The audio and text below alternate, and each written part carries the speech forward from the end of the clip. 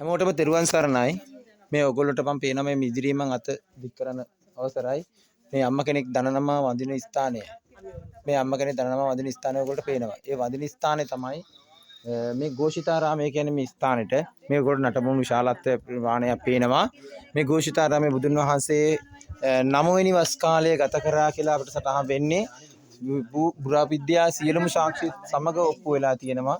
9 වෙනි වස් කාලයේ මේ ආරාමය තුල ගත කරා කියලා. මේ ස්ථානය ඔයගොල්ලෝ මේ වැඳ පුදා ගන්න අවස්ථාව උදා වෙලා තියෙන්නේ. අපි වැඳ පුදා ගත්තා මේ ස්ථානය. ඔයගොල්ලන්ට පේනවා.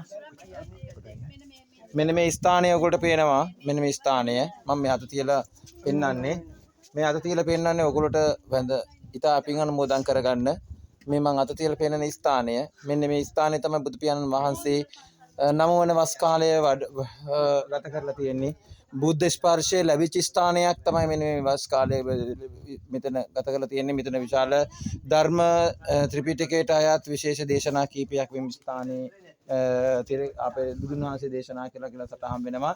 ඉතින් මේ බුද්ධ ස්පර්ශය ලද මේ ස්ථානය අපි සියසින් දැකගෙන අපි වන්ද පුදා ගත්තා. මේක අසා සිටින සියලු දෙනා, මේක දැනුවත් වෙන සියලු දෙනා මේ බුද්ධ ස්පර්ශය ලද මේ ස්ථානයේ නමස්කාර කරගෙන මේ පින් අනුමෝදන් කරගන්න කියලා ඔබ සැමට මතක් කරනවා. ඔබ සැමට තෙරුවන් සරණයි. මෙන්න මේ ස්ථානේ නැවතත් බලා ගන්න.